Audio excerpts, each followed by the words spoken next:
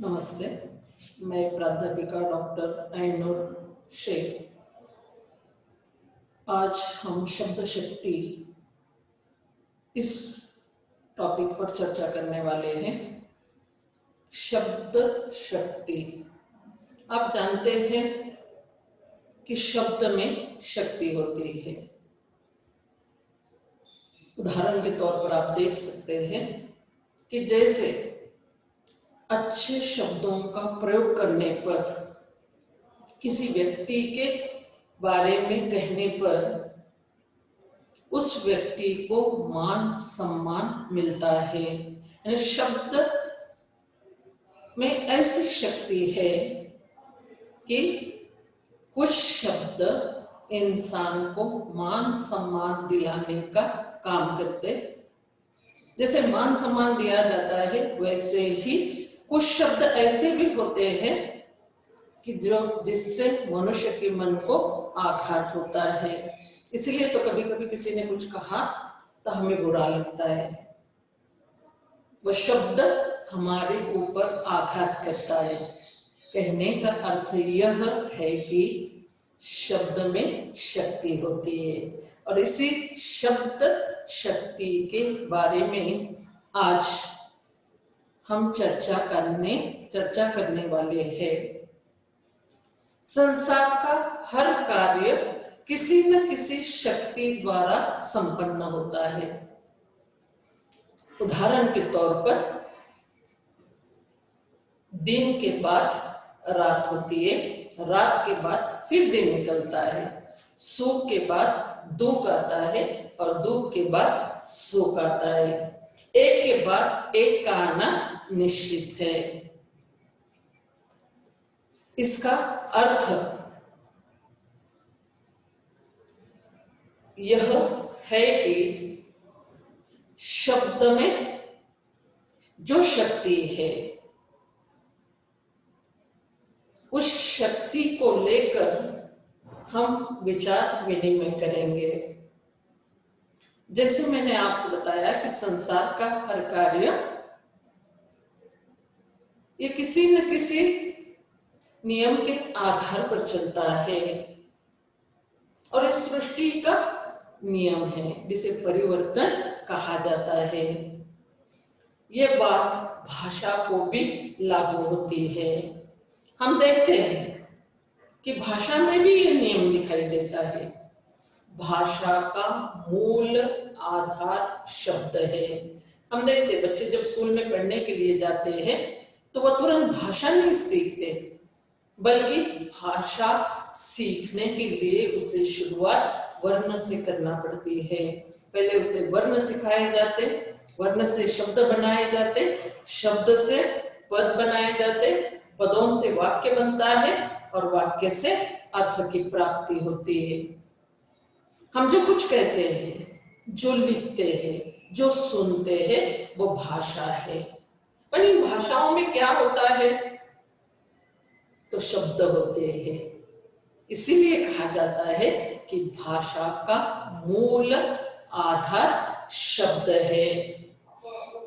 वाणी में प्रभावित होने वाले शब्द और अर्थ का एक अभिन्न संबंध है।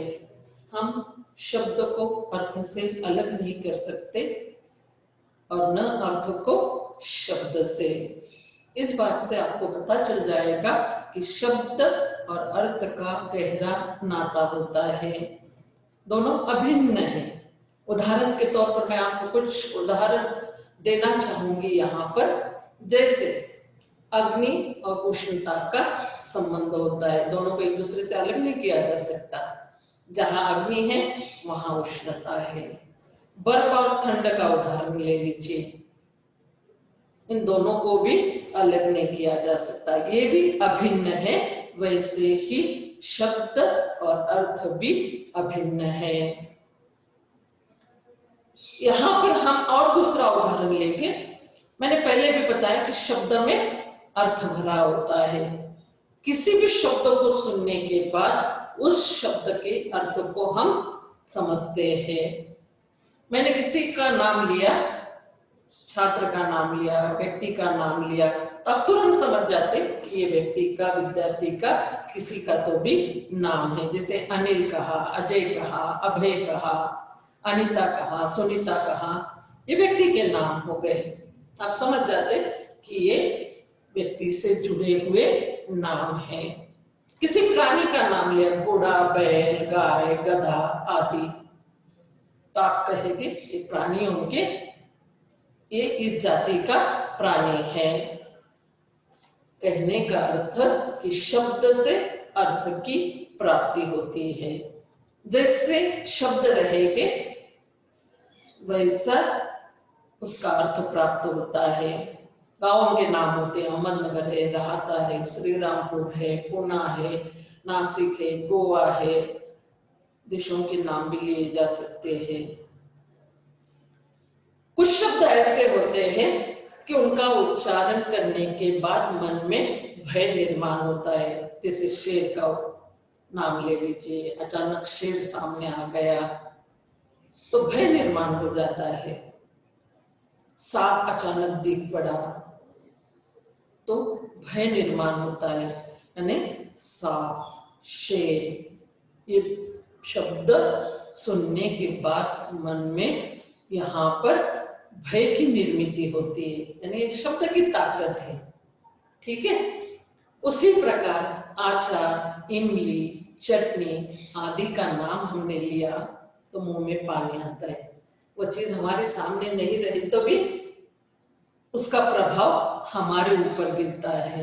ये शब्द की ताकत है, इसे ही शब्द की शक्ति कहा जाता है। अचार का नाम लिया, अगर आपको पसंद होगा तो तुरंत मुंह में पानी आएगा, अगर नहीं पसंद है तो भी खट्टाई से मुंह में पानी आ जाता है। यानी इस बात से पता चलता है कि शब्द में शक्ति होती है। दूसरी बात हम यहाँ पर देखेंगे, शब्द शक्ति की परिभाषा। किसे कहा जाता है शब्द की शक्ति? शब्द का अर्थ देने वाली जो शक्ति होती है उसे शब्द शक्ति के नाम से जाना जाता है। शब्द शक्ति के तीन भेद है। एक है अभिधा, दूसरा है लक्षणा, तीसरा है व्यंजना। शब्द शक्ति के तीन भेद, अभिधा, लक्षणा और व्यंजना। फिर अभिधा की जानकारी लेनी है, लक्षणा की लेनी है और व्यंजना की। यानी शब्दों को इन तीनों में विभाजित किया जाता है, वर्गित किया जा सकता है।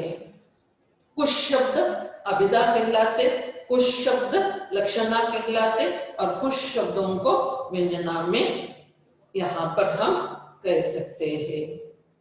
यानी एक अभिधा शब्द शक्ति, दूसरी लक्षणा शब्द शक्ति और तीसरी व्यंजना शब्द शक्ति। इसमें से पहली है अभिधा शब्द शक्ति। फिर अभिधा शब्द शक्ति किसे कहते हैं? तो शब्द का मुख्य अर्थ बताने वाले शब्द को अभिधा शब्द शक्ति कहा जाता है। जो शब्द का मुख्य अर्थ बताने का काम करता है उसे अभिधा शब्द शक्ति के नाम से जाना जाता है। जैसे इसमें किन किन के नाम गिने जा सकते हैं? व्यक्तियों के, प्राणियों के, स्थानों के आदि। मैंने पहले भी बताया है, किसी भी व्यक्ति का नाम, जैसे अजय है, विजय है, दुर्गा है, सीता है, गीता है।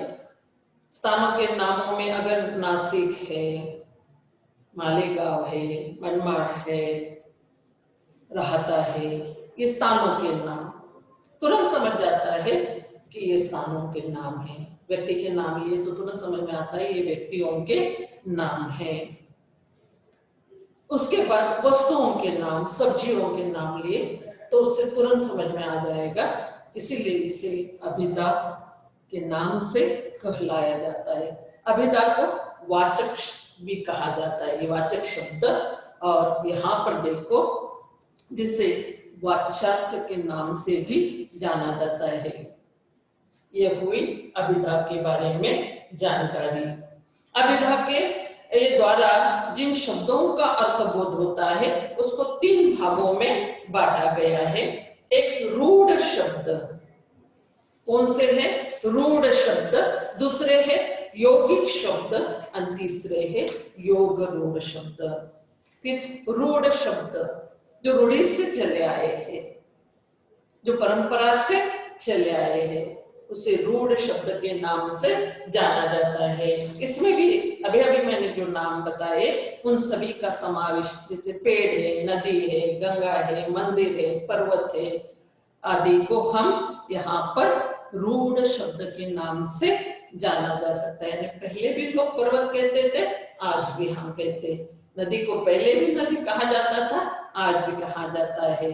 पेड़ को पहले भी पेड़ कहते थे, अभी भी कहते हैं। यानी रूढ़ी से जो चले आए हैं उन्हें रूढ़ शब्द के नाम से जाना जाता है। इस प्रकार की जानकारी हम ले सकते हैं। दूसरे शब्द जो है यहाँ पर योग रूढ़, जो प्रकृति और प्रत्यय के योग से बनते हैं, उसे योग रूढ़ शब्द के नाम से जाना जाता है। इन 2 शब्दों के योग से ही योग रूढ़ शब्द बनते हैं। जैसे पाठशाला शब्द है, पाठ प्लस शाला, पाठशाला। भूपति, भू प्लस पति, भूपति। इस प्रकार की जानकारी इसके अंतर्गत हम ले सकते हैं। या नरपति, नर प्लस पति यानी नरपति, यानी 2 शब्द के योग से यहाँ पर योग रूढ़ शब्द बनते हैं, जिसे प्रकृति और प्रत्यय के योग से माना जाता है।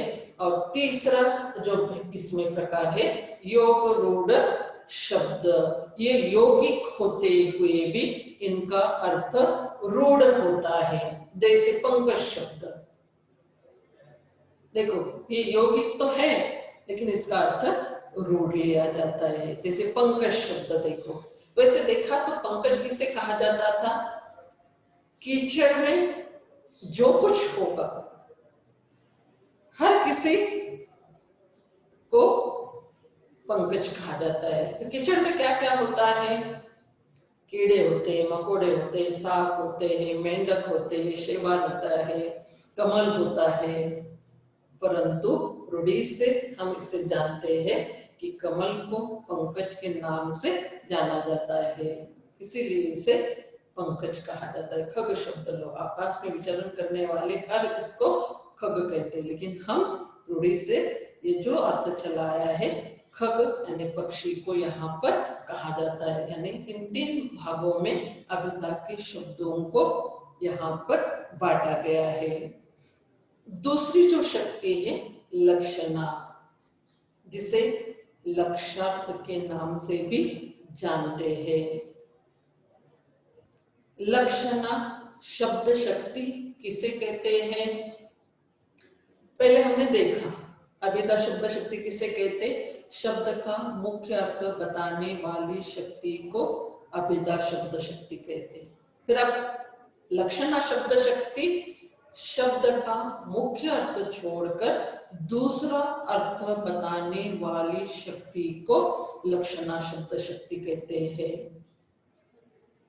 उदाहरण के तौर पर पेट में चूहे दौड़ रहे हैं, अभिधा के दृष्टि से अगर अर्थ लिया, जैसे हमने देखा अभिधा में जैसे शब्द का उच्चार होता है तुरंत आपको अर्थ प्राप्त होता है। परंतु लक्षणा में किसी वक्ता ने या किसी व्यक्ति ने कहा कि मेरे पेट में चूहे दौड़ रहे हैं। पहली बात तो आप भली भांति जानते हैं कि पेट में कभी चूहे नहीं होते हैं। बोलने वाले के वाक्य का जैसे कि वैसे अर्थ लिया तो मुख्य अर्थ में बाधा पड़ेगी, क्योंकि हर कोई जानता है कि पेट में चूहे नहीं होते हैं। फिर वक्ता को क्या कहना है? वो तो कहता है पेट में चूहे दौड़ रहे हैं, इसका अर्थ ये हुआ कि जोर की भूख लगी है, और ये हुआ लाक्षणिक अर्थ, लक्षणा शब्द शक्ति से प्राप्त अर्थ। यानी लक्षणा शब्द शक्ति में मुख्य अर्थ को छोड़ दिया जाता है और दूसरे अर्थ को स्वीकार किया जाता है, तभी जाकर उस वाक्य से सही अर्थ की हमें प्राप्ति होती है। दूसरा उदाहरण देखेंगे। कहा जा सकता है कि पेट में आग लगी है। जैसे कि वैसे अगर अर्थ लेंगे, एक तो पेट में आग नहीं लगती, आग लगती तो क्या होता है आप भली बात ही जानते हैं, मुख्य अर्थ में बाधा पड़ती है। जैसे कि वैसे इसका अर्थ नहीं लिया जा सकता।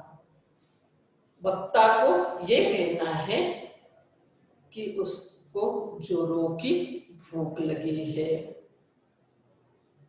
ये इसका सही अर्थ होगा। तीसरी बात, गंगा में गांव। गंगा में गांव नहीं रह सकता। आपको पता है गंगा में क्या होता है, पानी होता है, और जहां पानी है वहां गांव नहीं हो सकता। अगर गांव रहेगा तो पानी की गहराई से, उसके प्रवाह से, उसकी गति से गांव बह जाएगा। तो कहने का अर्थ ये है कि नदी के या गंगा के तट पर बसा हुआ गांव, इसीलिए कहा गया गंगा में गांव। यानी शब्द या वाक्य का मुख्य अर्थ छोड़कर जब दूसरा अर्थ बताया जाता है और वही अर्थ हमारे लिए सही साबित होता है, उसमें से सही अर्थ की प्राप्ति होती है, तो उसे लक्षणा शब्द शक्ति के नाम से जाना जाता है। तीसरी बात या तीसरी शक्ति का उदाहरण अगर हम देखेंगे, व्यंजना शब्द शक्ति। पहली शक्ति देखी अभिधा शब्द शक्ति, दूसरी शब्द शक्ति देखी लक्षणा शब्द शक्ति, और अब तीसरी शब्द शक्ति है व्यंजना शब्द शक्ति। पहले इसका अर्थ देखा, शब्द का मुख्य अर्थ बताने वाली शक्ति को अभिधा शब्द शक्ति कहते, उसके उदाहरण देखें। दूसरी शब्द शक्ति देखी लक्षणा शब्द शक्ति, शब्द का मुख्य अर्थ छोड़कर दूसरा अर्थ बताने वाली शब्द शक्ति को लक्षणा शब्द शक्ति के नाम से जाना जाता है। तीसरी जो शब्द शक्ति है व्यंजना शब्द शक्ति। फिर किसे कहते हैं व्यंजना शब्द शक्ति? इसके बारे में अगर जानकारी ली जाए, देखा जाए, तो पता चलता है कि इससे मुख्य अर्थ भी प्राप्त नहीं होता है, दूसरा अर्थ भी प्राप्त नहीं होता है। यह शब्द शक्ति शब्द का तीसरा अर्थ का बोध कराती है। यानी मुख्य अर्थ से भी काम नहीं चलता है, दूसरे अर्थ से भी काम नहीं चलता है, तब हमें तीसरे अर्थ से यहाँ पर सही अर्थ की प्राप्ति होती है। उसे व्यंजना शब्द शक्ति के नाम से जाना जाता है। जैसे उदाहरण के तौर पर अगर आप देखेंगे तो आपको पता चलेगा कि यहाँ पर व्यंजना शब्द शक्ति, फिर व्यंजना शब्द शक्ति जैसे मैंने कहा गंगा में गांव, मुख्य अर्थ लिया तो सही साबित नहीं होगा, दूसरा अर्थ लिया गंगा के तट पर गांव, और व्यंजना शब्द शक्ति के अनुसार अगर अर्थ देखा गया तो पता चलेगा इस गंगा के तट पर रहने वाले लोग, जैसे गंगा का पानी शीतल शांत होता है, वैसे ही इस गंगा के तट पर बसे हुए गांव के लोग भी शीतल और शांत है। व्यंजना शब्द शक्ति से ये सही अर्थ हमें यहाँ पर प्राप्त होता है। फिर एक उदाहरण लिया, गुजरात के लोग उदार है। सॉरी, गुजरात उदार है, ऐसा लिया। तो यहाँ जैसे कि वैसे शहर कोई उदार नहीं होता है। दूसरा अर्थ लेगी लक्षणार्थ से कि गुजरात के लोग उदार है, और व्यंजनार्थ से हम अर्थ लेंगे कि यहाँ पर रहने वाले लोग उदार है और यहाँ पर रहने वाले लोग मन से उदार है, सहायक है, खुले दिल वाले हैं, एक दूसरे को मदद करने वाले हैं, जिनका मन बड़ा है। इस प्रकार की जानकारी हम यहाँ पर ले सकते हैं। इस प्रकार शब्द शक्ति की जानकारी लेने के बाद हमें पता चलता है कि शब्द में शक्ति भरी होती है। शब्द का उच्चार करने के साथ ही शब्द के अर्थ की प्राप्ति होती है। बच्चे स्कूल जाने लगते हैं तब से ही वर्ण शब्द की, पदों की, वाक्यों की उसे पहचान होने लगती है। कहने का अर्थ है कि शब्द में ताकत होती है, शब्द अर्थ से भरा होता है, और इन्हीं शब्द शक्ति को यहाँ पर अभिधा, लक्षणा और व्यंजना के अंतर्गत यहाँ पर विभाजित किया गया है, जिसके बारे में जानकारी लेने के बाद पता चलता है कि शब्द की शक्ति अपार है। शब्द की शक्ति असीम है। भाषा का मूल आधार ही शब्द है। हम अपने भावों को, अपने विचारों को भाषा के माध्यम से व्यक्त करते हैं। भाषा के माध्यम से हम अपने भावों को दूसरों तक पहुंचाते हैं। भाषा के माध्यम से हम लिखते हैं, भाषा को हम सुनते हैं। ये भाषा किससे बनी है? तो शब्दों से बनी होती है। इसीलिए इस अध्याय में, इस टॉपिक में हमने शब्द शक्ति की संक्षेप में जानकारी ली है कि शब्द शक्ति क्या है, उसके भेद कौन से है। इन सभी बातों को देखने के बाद पता चलता है कि काव्य जगत में शब्द शक्तियों का अपार महत्व है। यानी काव्य के अंतर्गत शब्द शक्ति का अधिक महत्व है। काव्य में जितना भी अर्थ का चमत्कार है वह सब शब्द शक्ति पर आधारित है। यानी काव्य में जितना भी चमत्कार दिखाई देता है वो शब्दों के शक्ति पर आधारित होता है। आचार्यों ने उत्तम काव्य वाच्यार्थ और लक्ष्यार्थ की अपेक्षा व्यंग्यार्थ अधिक चमत्कार निर्माण करने वाला होता है कहा है। इसीलिए उत्तम काव्य की कसौटी व्यंजना को माना गया है। इसीलिए महाकवि देव ने कहा है, अभिधा उत्तम काव्य है, मध्य लक्षणा लीन अधम व्यंजना रस कुटिल उल्टी कहत नवीन। निष्कर्ष रूप में कहा जा सकता है काव्य जगत में इन तीन अभिधा, तीनों अभिधा, लक्षणा और व्यंजना का यथास्थान अपना महत्व है। इस बात को हमें स्वीकार करना है।